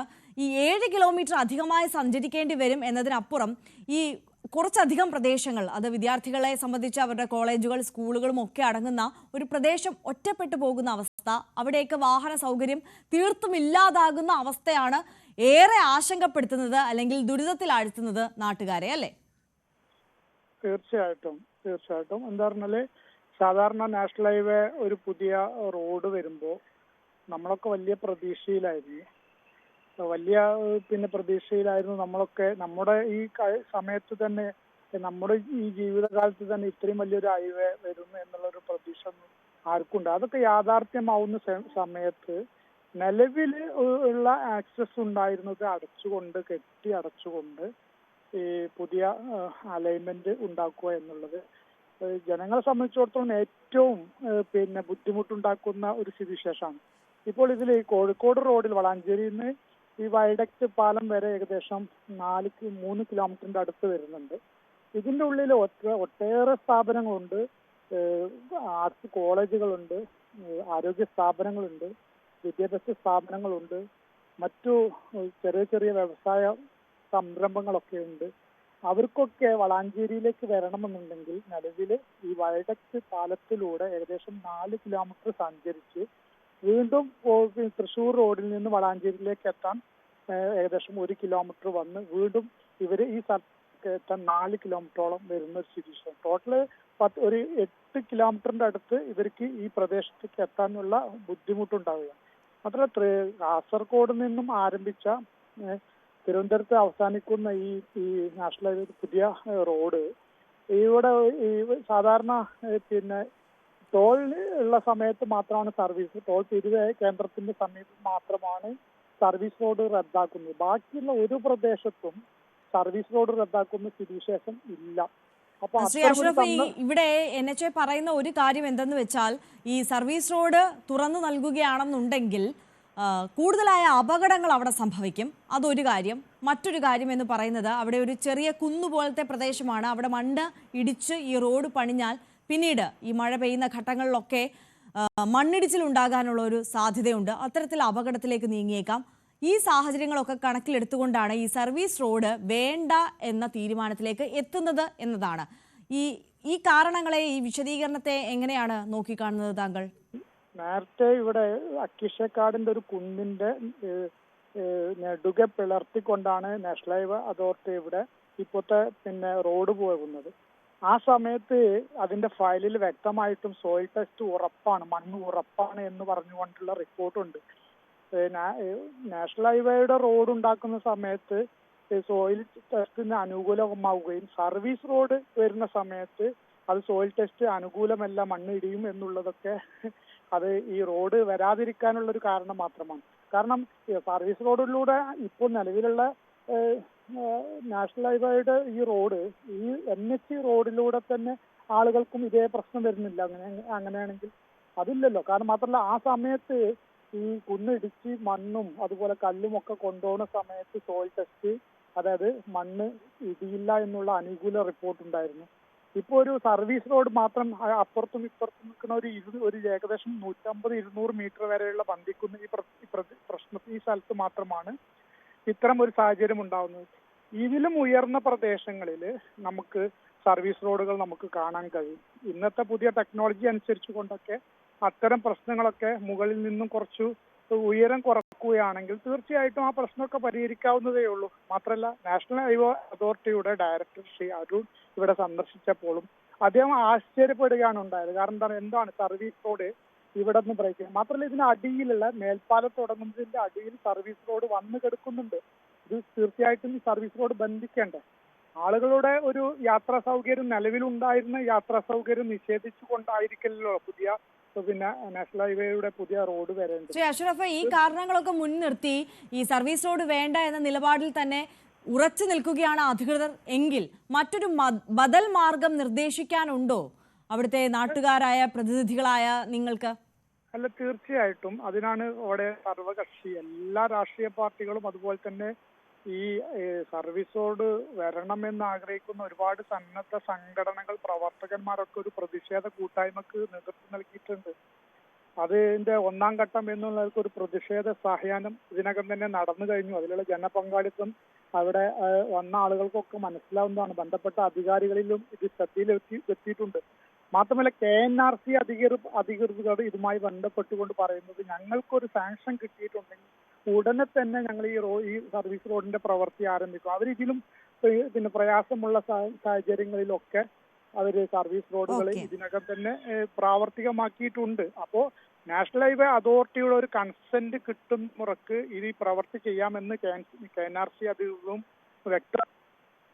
തീർച്ചയായിട്ടും ചെറിയൊരു എമൗണ്ടിന്റെ വിഷയങ്ങൾ ഉണ്ടാവും എങ്കിൽ പോലും വളാഞ്ചേരിയെ സംബന്ധിച്ചിടത്തോളം, വളാഞ്ചേരി മാത്രമല്ല സമീപ പ്രദേശം എടയൂർ പഞ്ചായത്തിലേക്കുള്ള കറക്റ്റ് ശരിയായ ഒരു ആക്സസ് ആണ് ഈ ആക്സസ്. അപ്പൊ അത് തീർച്ചയായിട്ടും പ്രാവർത്തികമാക്കുക തന്നെ വേണം എന്ന് തന്നെയാണ് ഞങ്ങളുടെ ഡിമാൻഡ്. ഓക്കെ. വളരെ നന്ദി ശ്രീ അഷ്റഫ്, ഈ ഘട്ടത്തിൽ ഞങ്ങളോടൊപ്പം ചേർന്നതിനും പ്രതികരിച്ചതിനും. വളാഞ്ചേരിയുടെ നഗരസഭാ ചെയർമാനാണ് നമുക്കൊപ്പം ചേർന്നത്. CV അനുമോദ് തുടരുന്നുണ്ട് വട്ടപ്പാറയിൽ നിന്ന്. അനുമോദ്, ഈ സർവീസ് റോഡ് സ്ഥാപിച്ച് കിട്ടുന്നത് വരെ ശക്തമായ പ്രതിഷേധവുമായി മുന്നോട്ട് പോകാൻ തന്നെയല്ലേ നാട്ടുകാരുടെ തീരുമാനം? തീർച്ചയായും അത് തന്നെയാണ് ഇവിടുത്തെ ഒരു പ്രധാന പ്രശ്നം. ഇപ്പോൾ ഈ സർവീസ് റോഡ് ഇല്ലെങ്കിൽ ഒരു പ്രദേശം മുഴുവൻ ഒറ്റപ്പെട്ടു പോകാൻ മാത്രമല്ല അവിടുത്തെ തൊഴിലാളികൾ, വ്യവസായികൾ, വ്യാപാരികൾ ഇവരൊക്കെ തന്നെ അവരുടെ ഉപജീവനം ഇല്ലാതാവുന്ന അവസ്ഥയല്ലേ? എങ്ങനെയാണ് നിങ്ങൾ ഇതിനെ പ്രതിരോധിക്കുന്നത്? തീർച്ചയായും നമ്മുടെ ഒരു പ്രദേശത്തെ തന്നെ ഇല്ലായ്മ ചെയ്യുന്ന രൂപത്തിലാണ് ഇപ്പോഴത്തെ ഈ KNRCയുടെയും അതേപോലത്തെ ദേശീയപാതേൻ്റെയും മുന്നോട്ട് പോകുന്ന ഒരു പ്രവണത. എന്തായാലും നമുക്ക് ഈ സർവീസ് റോഡ് കിട്ടിയേ മതിയാകൂ എന്നുള്ളത് തന്നെയാണ് ഞങ്ങളുടെ ജീവിതം. ഞങ്ങൾക്ക് നിലനിർത്തണമെന്നുണ്ടെങ്കിൽ തീർച്ചയായിട്ടും ഈ സർവീസ് റോഡ് ഉണ്ടായേ മതിയാവും. കാരണം എന്താ വെച്ചാൽ ഉപജീവന മാർഗം ഞങ്ങൾ നടത്തുന്നുണ്ടെങ്കിൽ ഈ റോഡും ഈ സൗകര്യങ്ങളൊക്കെ തന്നെ ഈ രൂപത്തിൽ വരും തലമുറയ്ക്ക് വേണ്ടി നിർമ്മിക്കുമ്പോൾ ഒരു തലമുറയെ ഇല്ലായ്മ ചെയ്യുന്ന രൂപത്തിലേക്കാണ് ഈ സർവീസ് റോഡ് ഇല്ലാണ്ടായി കഴിഞ്ഞാൽ വരാൻ പോകുന്നത് എന്നുള്ളതാണ് അതിനെ സംബന്ധിച്ച് ഞങ്ങൾക്കൊക്കെ തന്നെയുള്ള ഒരു ആശങ്ക. എങ്ങനെയാണ് ഈ ഉള്ള ഞങ്ങൾ ഇവിടെ കുറേ ആളുകൾ, കുട്ടികളൊക്കെ വിദ്യാഭ്യാസത്തിന് ആകെ 2 കിലോമീറ്റർ 1.5 കിലോമീറ്റർ കഞ്ഞിപ്പരക്കുന്നുള്ളൂ. ഇത് 8-9 കിലോമീറ്റർ താണിയിട്ട് വരണം, ഇങ്ങോട്ട് വരണമെങ്കിൽ. അത് വളരെ ബുദ്ധിമുട്ടാണ്. ജോലി ചെയ്യാൻ പോകുന്നവർക്കൊക്കെ ബസ് കയറാൻ വളരെ ബുദ്ധിമുട്ടായിട്ട് കഞ്ഞിപ്പുര പോയിട്ട് വളാഞ്ചേരി ഒഴിയാപ്പാലം പോയി തിരിഞ്ഞു വരണം. അതൊക്കെ വളരെ പ്രയാസത്തിലാണ് ഞങ്ങൾ നാട്ടുകാരൊക്കെ. നിങ്ങളൊക്കെ കുറേ ദിവസമായി സമരത്തിലും പ്രതിഷേധത്തിലും ഒക്കെ അല്ലേ? എങ്ങനെയാണ്? KNRCയുടെ ഒരു എക്സിറ്റാണ് ഇത്. അപ്പോൾ ഇവിടെ ഒരു സർവീസ് റോഡ് ഉണ്ടായിരുന്നു. ആദ്യം ഒരു സർവീസ് റോഡ് ഉണ്ടാക്കാമെന്ന് പറഞ്ഞു. അതിൻ്റെ വർക്കുകൾ പുരോഗമിച്ചിരുന്നു. പിന്നൊരു ഈയിടെ വെച്ചിട്ടാണ് സർവീസ് റോഡ് ഇവിടെ ബ്ലോക്ക് ചെയ്തത്. ബ്ലോക്ക് ചെയ്താൽ നമുക്ക് വളരെയധികം സമരവുമായിട്ടൊക്കെ മുന്നോട്ട് പോകുന്നതിനുള്ള തീരുമാനം സമരമായിട്ട് മുന്നോട്ട് പോകാനുള്ള തീരുമാനം. ഇവിടെ സത്യത്തിൽ പറഞ്ഞാൽ ഈ ജനപ്രതിനിധികളുടെ ഒരു ഇടപെടൽ ഇവിടെ വളരെ അനിവാര്യമായിട്ടുള്ള സാഹചര്യമാണല്ലോ. എങ്ങനെയാണ് MLA MP ഒക്കെ ഈ ഒരു വിഷയത്തിൽ നിങ്ങളോടൊക്കെ പ്രതികരിച്ചിട്ടുള്ളത്? MLA അതുപോലെ തന്നെ MP, PWD മിനിസ്റ്റർ ഇവരെല്ലാവരെയും കണ്ട് ഇതുമായി ബന്ധപ്പെട്ട പരാതികൾ ബോധിപ്പിച്ചിട്ടുണ്ട്. ഇപ്പോഴും ഞങ്ങൾ വളരെ പ്രതീക്ഷയിലാണുള്ളത്. ഈ പാത തുറക്കുമെന്നുള്ള കാര്യം മുന്നോട്ട് വയ്ക്കുന്ന സജഷൻ എന്താണ്? ഇതന്നെ ഈ റോഡ് വരണം എന്നുള്ളത് തന്നെയാണ്. കാരണം ഇവിടെ താഴെ വരെ ഏകദേശം 40 മീറ്റർ വരെ അവർ ചെയ്തു വെച്ചിട്ടുണ്ട്. അതുപോലെ തന്നെ CI ഓഫീസിൻ്റെ അവിടം വരെ ചെയ്തിട്ടുണ്ട്. ഒരു 200-250 മീറ്റർ ചെയ്ത് കഴിഞ്ഞാൽ ഈ റോഡ് യാഥാർത്ഥ്യമാകും എന്നുള്ള കാര്യത്തിൽ സംശയത്തിന്റെ പശ്ചാത്തലത്തിലാണോ ഇനി മല വെട്ടിമുറിക്കുന്നതിനൊക്കെ? അവരിപ്പോൾ പറയുന്നത് ലൂസ് മണ്ണാണ് എന്നൊക്കെയാണ് പറയുന്നത്. ഇതൊക്കെ ഞങ്ങൾ ഒരു സമരവുമായും അതുപോലെ തന്നെ മറ്റു രീതിയിലൊക്കെ ഒരു പ്രതിഷേധം ഉണ്ടാക്കിയ സമയത്താണ് അറിയിക്കുന്നത്. ഇതുവരെ ഈ മണ്ണ് ലൂസാണെന്നോ അല്ലെങ്കിൽ ഇതിലെ റോഡ് ഇതൊന്നും ഇതുവരെ ഔദ്യോഗികമായിട്ട് ഞങ്ങൾ ആരെയും അറിയിച്ചിട്ടില്ല. നിരവധി യോഗങ്ങൾ ഇതുമായി ബന്ധപ്പെട്ട് കലക്ടറേറ്റിനും അതുപോലെ തന്നെ വിവിധ തലങ്ങളിലൊക്കെ വിളിച്ചിട്ടുണ്ട്. അപ്പോഴൊന്നും ഈ റോഡ് ഇങ്ങനെ വഴി തിരിച്ച് വിടുന്നതിനെ കുറിച്ചൊന്നും ഒരു സൂചനയും കിട്ടില്ല. ഞങ്ങൾ പോയി അന്വേഷിക്കുമ്പോഴാണ് ഈ വിവരങ്ങളൊക്കെ ഞങ്ങൾ അറിയുന്നത്. ശരിക്കും സ്വകാര്യ ബസ്സുകളെ ഈ വളാഞ്ചേരിയിലെ ഓട്ടത്തെ വരെ ബാധിക്കുമല്ലോ ഇത്? തീർച്ചയായിട്ടും വളാഞ്ചേരിയിലേക്ക് നിരവധി ആളുകൾ, മാത്രമല്ല സാധാരണക്കാരായ ആളുകൾ, കൃഷിക്കാർ, തൊഴിലാളികൾ, വിദ്യാർത്ഥികൾ അടക്കമുള്ള ആളുകൾക്ക് പോകാനുള്ള ഒരു പ്രധാനപ്പെട്ട സ്രോതസ് ഇവിടെ അടച്ചുപൂട്ടുകയാണ്. ഇത് തികച്ചും അന്യായമായ ഒരു കാര്യമാണ്, ജനാധിപത്യ വിരുദ്ധമാണ്. ഒരു സർവീസ് റോഡ് ഇല്ലായ്മ ചെയ്യുക എന്ന് പറഞ്ഞാൽ അത് ഞങ്ങളെ നാട്ടിലെ സംബന്ധിച്ച് മാത്രമല്ല, പ്രദേശത്തുള്ള ആളുകൾ മാത്രമല്ല, തൊട്ടടുത്തുള്ള പ്രദേശങ്ങൾക്ക് ആളുകൾക്ക് പാതവനാട് പഞ്ചായത്ത്, അതുപോലെ തന്നെ ഇരുമ്പുളിയം പഞ്ചായത്ത്, എടയൂർ പഞ്ചായത്ത് അടക്കമുള്ള പ്രദേശങ്ങളിലേക്ക് പോകുന്ന ഒരു പ്രധാനപ്പെട്ട വഴിയാണ്. ആ വഴി അടച്ചുപൂട്ടി ഇവർ റോഡ് വികസനം സാധ്യമാകുക എന്ന് പറഞ്ഞാൽ തികച്ചും അന്യായമായ ഒരു കാര്യമാണ്. മാത്രമല്ല ഇത് നഗരസഭ തന്നെ ഇതിന് ഒരു പ്രമേയം ഞങ്ങൾ ഐക്യകണ്ഠേനെ ഞാൻ അവതരിപ്പിച്ചു. പ്രിയപ്പെട്ട ഫൈസൽ തങ്ങൾ തിരുവിതാംകൂർ നഗരസഭാ ചെയർമാൻ അടക്കമുള്ള ആളുകൾ ഒരു ഐക്യകണ്ഠേന ഞങ്ങളൊരു പ്രമേയം ഇതിന് പാസ്സാക്കിയിട്ടുണ്ട്. അതുപോലെ തന്നെ ഹൈക്കോടതിയിൽ അടക്കം പോകാനുള്ള നിയമ നടപടികൾക്കും അത് പിന്നാലെ പോവുകയാണ്. മാത്രമല്ല ബുധനാഴ്ച എല്ലാ രാഷ്ട്രീയ പാർട്ടികളെയും സംഘടനകളെയും ക്ലബ്ബുകളൊക്കെ വിളിച്ചുകൊണ്ടൊരു സർവകക്ഷി ആക്ഷൻ കമ്മിറ്റി രൂപീകരിച്ച് മുന്നോട്ട് പോകാനുള്ള ശ്രമമാണ് നടത്തിക്കൊണ്ടിരിക്കുന്നത്. ചെറിയ പ്രതിഷേധങ്ങളൊക്കെ ഇതിനോടൊക്കെ ഉണ്ടായിക്കഴിഞ്ഞു. എങ്ങനെയാണ് പരസ്യ പ്രക്ഷോഭങ്ങൾ ഏതറ്റം വരെ പോകും? സൂചനാ സമരം എന്നുള്ള നിലക്കാണ് ഞങ്ങൾ കഴിഞ്ഞ ദിവസം എല്ലാവരെയും വിളിച്ചുകൊണ്ട് ഇവിടുത്തെ പ്രദേശത്തെ കൗൺസിലർമാരുടെ നേതൃത്വത്തിൽ നടത്തിയൊരു സൂചനാ സമരമാണ്. ഇത് ഞങ്ങൾക്കൊരു പ്രതീക്ഷയുണ്ട്. കാരണം PD ഒക്കെ വന്ന് ഇവിടെ സന്ദർശിച്ചപ്പോൾ ഞങ്ങളൊരു പ്രതീക്ഷയുണ്ട്. ആ പ്രതീക്ഷ അസ്ഥാനത്തായിട്ട് കഴിഞ്ഞാണെങ്കിൽ എങ്ങനെയായാലും ഞങ്ങൾ അതുമായി ബന്ധപ്പെട്ട് ആക്ഷൻ കമ്മിറ്റി രൂപീകരിച്ചിട്ടുണ്ട്. അതിൻ്റെ അടുത്ത മീറ്റിങ്ങിൽ അതിൻ്റെ ഒരു എന്താണ് സമരമാർഗം എന്ന് തീരുമാനിച്ച് മുന്നോട്ട് പോകാൻ തടഞ്ഞ് സമരം ചെയ്യുന്ന അവസ്ഥയിലേക്ക് എത്തുക. അതല്ല, നമ്മൾ ജനങ്ങളുടെ സഞ്ചാര സ്വാതന്ത്ര്യത്തിന് മേലുള്ള കടന്നുകയറ്റാണല്ലോ. അപ്പോൾ ആളുകളൊക്കെ ആകെ പാനിക്കായി നിൽക്കുന്ന ഒരു സമയമാണ്. അപ്പോൾ തീർച്ചയായിട്ടും അത്തരം മാർഗ്ഗങ്ങൾ ചിന്തിച്ചിട്ടില്ല. പക്ഷേ എങ്കിൽ പോലും അതിലേക്ക് വരെ വരാനുള്ളൊരു സാധ്യത കൂടുതലാണ്. അതായത് ഞങ്ങളെ സംബന്ധിച്ചിടത്തോളം ഞങ്ങളുടെ നിലനിൽപ്പിൻ്റെ പ്രശ്നമാണ്. ഞങ്ങളത് മാത്രമല്ല, ഒരു 5 മിനിറ്റ് സമയം അല്ലെങ്കിൽ 2 മിനിറ്റ് നിങ്ങൾക്ക് ഇവിടെ നിന്നാലറിയാം, വളാഞ്ചേരിയിലേക്കും അതുപോലെ തന്നെ കാവുമ്പുറത്തേക്കും തൊട്ട സമീപ പഞ്ചായത്തായ ഇരുമ്പുളിയത്തേക്കും ഇടയിലേക്ക് നിരവധി വാഹനങ്ങളാണ് പോകുന്നത്. അപ്പോൾ അവരുടെ യാത്രാ സ്വാതന്ത്ര്യം ഇല്ലാതാകുമ്പോൾ സ്വാഭാവികമായിട്ടും ഇപ്പോൾ സമാധാനപരമായിട്ടാണ് ഞങ്ങളുടെ സമരം. സൂചനാ സമരമാണ്. ബന്ധപ്പെട്ട ഉദ്യോഗസ്ഥന്മാർക്കും ജനപ്രതിനിധികൾക്ക് പരാതി കൊടുത്തിട്ടുണ്ട്. പരിഹാരമാകുന്നില്ലെങ്കിൽ നിലനിൽപ്പാണല്ലോ പ്രശ്നം. അവിടെ ഒരുപക്ഷെ നിയമലംഘനങ്ങൾ നടത്തേണ്ടി വരും, സമരങ്ങൾ നടത്തേണ്ടി വരും. അപ്പോൾ അത് തീർച്ചയായും വഴിവെക്കാതിരിക്കട്ടെ എന്ന് ബന്ധപ്പെട്ട അധികാരികളോട് ഞങ്ങൾ മുന്നറിയിപ്പ് നൽകുകയാണ്. ഞങ്ങൾക്ക് ഔദാര്യം വേണ്ട, ഞങ്ങളുടെ അവകാശമാണ്. ഞങ്ങളുടെ പൂർവികരായ ആളുകൾ സഞ്ചരിച്ചിരുന്ന പാത അത് ഞങ്ങൾ കൂടി അനുഭവിക്കണമല്ലോ. അപ്പോൾ അത് ഒറ്റയടിക്ക് നിങ്ങൾ അതിലൂടെ അതൊന്നും ഞങ്ങൾക്ക് അംഗീകരിച്ചു കൊടുക്കാൻ പറ്റില്ല എന്നുള്ള വളരെ വ്യക്തമാണ് ഈ നാട്ടുകാരുടെ നിലപാട്. കാരണം അവരുടെ അവകാശമാണ് അവരുടെ നാട്ടിലേക്കുള്ള വഴി എന്നത്. അതിന് പരിഹാരമായിട്ട് അവർ നിർദ്ദേശിക്കുന്നത് ഇപ്പോൾ നമ്മളെ ഈ ദൃശ്യങ്ങളിൽ കാണുന്ന ഈ ഒരു മല ഇടിച്ചുകൊണ്ട് ഇവിടെ സർവീസ് റോഡ് പൂർത്തീകരിക്കുക എന്നുള്ളത് തന്നെയാണ്. പക്ഷേ ഇടിയുന്ന മണ്ണാണ്, മണ്ണിന് ബലക്കുറവുണ്ട്. അങ്ങനെ പല സാങ്കേതികമായിട്ടുള്ള പ്രശ്നങ്ങളും കാരണങ്ങളും മുൻനിർത്തിക്കൊണ്ടാണ് ദേശീയപാത അതോറിറ്റി ഇതിന് അത്ര അനുകൂലമല്ലാത്തൊരു നിലപാട് സ്വീകരിച്ചിരിക്കുന്നത്. എന്തിനാണെങ്കിലും വിഷയത്തിൽ സജീവമായിട്ടുള്ള ഇടപെടൽ ജനപ്രതിനിധികളുടെ ഭാഗത്ത് നിന്ന് വേണ്ടിവരും. കാരണം ഒരു പ്രദേശമൊന്നാകെ ഇല്ലാതാകുന്ന, അടച്ചുപൂട്ടി ഇല്ലാതാകുന്ന ഒരു സാഹചര്യത്തിലേക്കാണ് ഇവിടെ എത്തി നിൽക്കുന്നത്. അതുകൊണ്ട് തന്നെ വലിയ പ്രതിഷേധം, വലിയ പ്രക്ഷോഭം ഈ വിഷയത്തിൽ പരിഹാരമുണ്ടായില്ലെങ്കിൽ വരും ദിവസങ്ങളിൽ ഇവിടെ ഉണ്ടാകുമെന്നും ഈ പ്രദേശവാസികൾ ഉറപ്പു പറയുന്നുണ്ട്. ആര്യ. യെസ്, CV അനുമോദാണ് വിശദാംശങ്ങളുമായി നമുക്കൊപ്പം വട്ടപ്പാറയിൽ നിന്ന് ചേർന്നത്. വട്ടപ്പാറയിലെ ജനങ്ങൾ നേരിടുന്ന വലിയൊരു പ്രതിസന്ധിയാണ് ഇപ്പോൾ അധികൃതരുടെ മുന്നിലേക്ക് വെച്ചിട്ടുള്ളത്. എത്രയും പെട്ടെന്ന് നടപടി എടുക്കേണ്ട ഒരു വിഷയം തന്നെയാണ് ഇത് എന്ന് ഒരിക്കൽ കൂടി ഓർമ്മിപ്പിക്കുകയാണ്. മടങ്ങിയെത്താം ഇടവേളയ്ക്ക് ശേഷം. ധർമ്മസ്ഥലയിൽ ലൈംഗികാതിക്രമത്തിനിരയായ 100ഓളം പേരുടെ മൃതദേഹം കുഴിച്ചുമൂടിയെന്ന മുൻ ജീവനക്കാരന്റെ മൊഴിയും തെളിവുകളും നൽകിയിട്ടും പോലീസ് തുടർ നടപടികൾ സ്വീകരിക്കാത്തതിൽ ആക്ഷൻ കമ്മിറ്റിയുടെ പ്രതിഷേധം. പ്രദേശം കുഴിച്ചു പരിശോധിക്കാൻ തയ്യാറായില്ലെങ്കിൽ ആക്ഷൻ കമ്മിറ്റിയുടെ നേതൃത്വത്തിൽ സ്വന്തം നിലയിൽ പരിശോധന നടത്തുമെന്നും ഇവർ മുന്നറിയിപ്പ് നൽകുന്നു. ധർമ്മസ്ഥലയിൽ നിന്ന് KV ബൈജു തയ്യാറാക്കിയ റിപ്പോർട്ടിലേക്ക്. ധർമ്മസ്ഥലയിലെ കൂട്ടക്കൊലപാതക പരമ്പരയിൽ വെളിപ്പെടുത്തൽ അന്വേഷണം വേണമെന്ന ആവശ്യം ശക്തമാവുന്നു. പോലീസിൽ കേസെടുത്തെങ്കിലും ഇപ്പോൾ മൃതദേഹങ്ങൾ ഇത്തരത്തിൽ കുഴിച്ച് എടുത്ത് പരിശോധിക്കാൻ ഇതുവരെ തയ്യാറായിട്ടില്ല. അതിനെതിരെ വലിയ പ്രതിഷേധമാണ് ധർമ്മസ്ഥലയിൽ ഉയരുന്നത്. ഞാനിപ്പോൾ ഉള്ളത് ധർമ്മസ്ഥലയിൽ തന്നെയാണ്. നമ്മോടൊപ്പം ഈ ആക്ഷൻ കമ്മിറ്റി ഭാരവാഹികളായ നിരവധി പേരുണ്ട്. അതിൽ മലയാളിയായ ജയന്താണ് നമ്മോടൊപ്പം ആദ്യം ചേരുന്നത്. എന്താണിപ്പോൾ നമുക്ക് പ്രധാനമായും ആവശ്യപ്പെടാനുള്ളത്? സാർ, ഇത് 10-20 വർഷം കൊണ്ട് ഇട്ട ബോഡി എന്ന് പറഞ്ഞിട്ടുണ്ട്. ഇങ്ങനൊരു കാര്യം പറയുമ്പോഴേ ഗവൺമെൻറ് ഇമ്മീഡിയറ്റ്ലി ആക്ഷൻ എടുക്കാനായിരുന്നു. എന്നാൽ 20 ദിവസമായിട്ട് ഇന്ന് വരെ എടുത്തിട്ടില്ല. നാളെ എവിടെയെങ്കിലും പറയാൻ വന്നവൻ HME ആരായിരിക്കും, ഇതിൻ്റെ ഇത് ഓണകാരർ ആരായിരിക്കും, അല്ലയോ?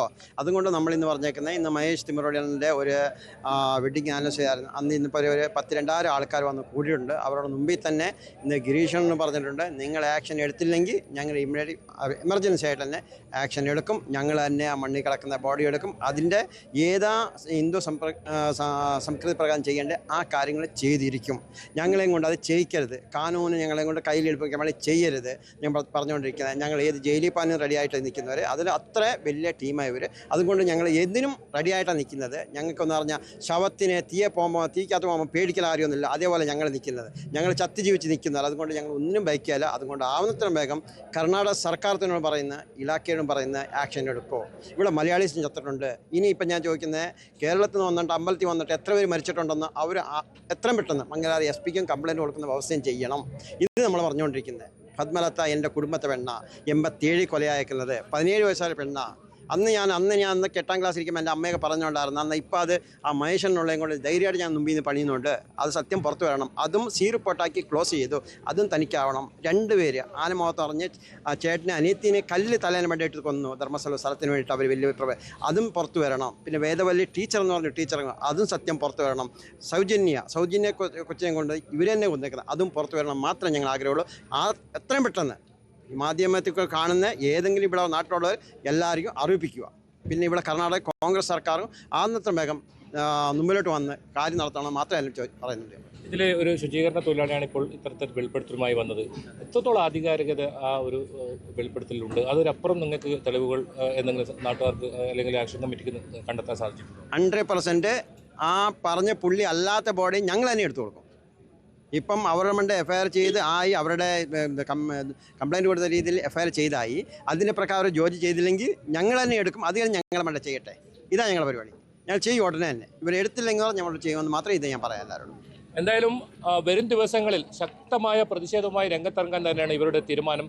പ്രധാനമായും ഇവർ പറയുന്നത്, ഇത്തരത്തിൽ ഈ ആരോപണം ഉണ്ടായ സ്ഥിതിക്ക്, ഇത്തരത്തിലുള്ള വെളിപ്പെടുത്തൽ ഉണ്ടായ സ്ഥിതിക്ക് മൃതദേഹങ്ങൾ പുറത്തെടുക്കാൻ വളരെ പെട്ടെന്ന് തന്നെ തയ്യാറാകണം. അതല്ലെങ്കിൽ ഇവരുടെ ആക്ഷൻ കമ്മിറ്റിയുടെ നേതൃത്വത്തിൽ മൃതദേഹങ്ങൾ പുറത്തെടുക്കാനുള്ള നടപടിയുമായി ഇവർ മുന്നോട്ട് പോകുമെന്നാണ്.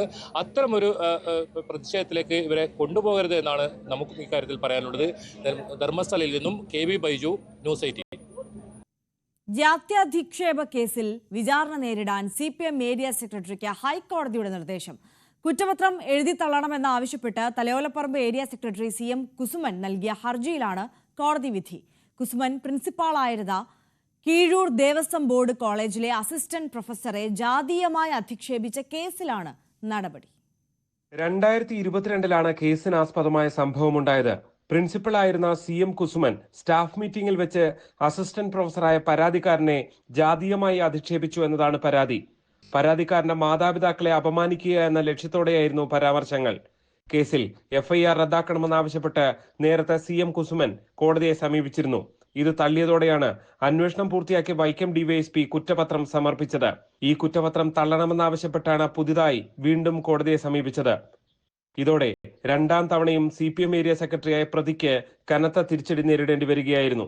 ഭരണഘടനയിൽ തന്നെ സംരക്ഷണം നൽകുന്ന വ്യവസ്ഥകളും അതുകൂടാതെ നിയമങ്ങളും ഉണ്ടെങ്കിലും പട്ടികജാതി പട്ടികവർഗ വിഭാഗങ്ങൾക്കെതിരായ വിവേചനം അവസാനിപ്പിക്കാനായിട്ടില്ലെന്ന് കേസ് പരിഗണിച്ച ജസ്റ്റിസ് VG അരുൺ നിരീക്ഷിച്ചു.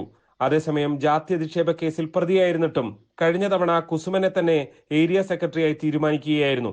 വിചാരണ നേരിടേണ്ട സാഹചര്യത്തിൽ CPM പ്രതിക്കെതിരെ അച്ചടക്ക നടപടി സ്വീകരിക്കുമോ എന്നാണ് ഇനി അറിയാനുള്ളത്.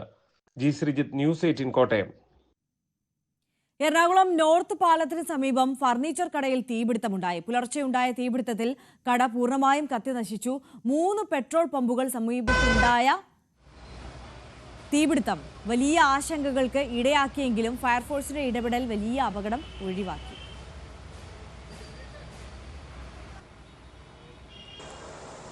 ഇന്ന് പുലർച്ചയോടെയാണ് തീപിടുത്തമുണ്ടാകുന്നത്. എറണാകുളം നോർത്ത് ഭാഗത്ത് ഇവിടെ ടൗൺ ഹാളിന് സമീപം പാലം ഇറങ്ങി വരുന്ന ഈ ഭാഗത്തുള്ള ഈ ഫർണിച്ചർ കടയാണ്. ഈ ഫർണിച്ചർ കട ഇന്ന് പുലർച്ചെ 3 മണിയോടുകൂടി തീ പടരുകയായിരുന്നു. പക്ഷേ വളരെ നിമിഷം കൊണ്ട് തന്നെ ഇത് പൂർണ്ണമായും കത്തിയെരിയുന്ന അവസ്ഥയിലേക്ക് വന്നു. ഫർണിച്ചർ ഷോപ്പ് എന്ന് പറയുമ്പോൾ ഇത് ഈ പഴയ ഫർണിച്ചറുകൾ എടുത്ത് അത് നന്നാക്കി പുതിയതാക്കി മാറ്റി അങ്ങനെ വിൽക്കുന്ന ആ രീതിയിലുള്ള ഓഫീസ് ഫർണിച്ചറുകൾ, ഈ സെക്കൻഡ് ഹാൻഡ് ഫർണിച്ചറുകൾ അത് പുതിയ രീതിയിലേക്ക് ആക്കി വിൽക്കുന്ന ഒരു സ്ഥാപനമാണ്.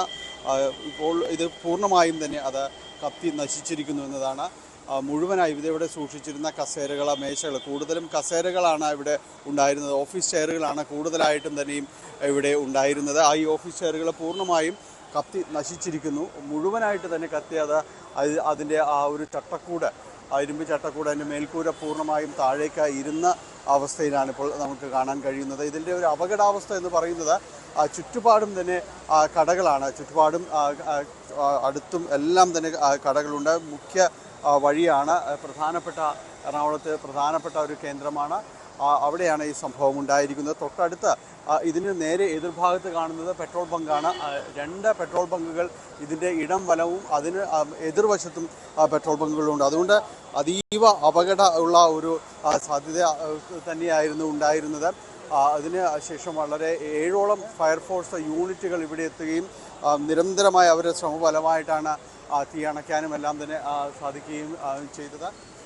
ഏതായാലും ഇപ്പോഴും ഈ ഫയർഫോഴ്സ് രാവിലേക്ക് എത്തുമ്പോഴും തന്നെ ഇവരുടെ ശ്രമങ്ങൾ തീ അണയ്ക്കാൻ പൂർണ്ണമായും കെടുത്തുവാനുള്ള ഈ ശ്രമങ്ങളെല്ലാം തന്നെ തുടരുകയാണ്. അതിൻ്റെ ഒരു പ്രധാനപ്പെട്ട കാരണം തൊട്ടപ്പുറത്തുള്ള കെട്ടിടങ്ങൾ, നിരവധിയായ കെട്ടിടങ്ങൾ, നമുക്കറിയാം എറണാകുളം നിരത്തിലേക്ക് നഗരമധ്യത്തിൽ തന്നെയാണ്. അവിടേക്ക് വരുമ്പോൾ ചുറ്റുപാടും കെട്ടിടങ്ങൾ നിറഞ്ഞ അതിന് നടുക്ക് ഉള്ള ഒരു ഭാഗമാണിത്.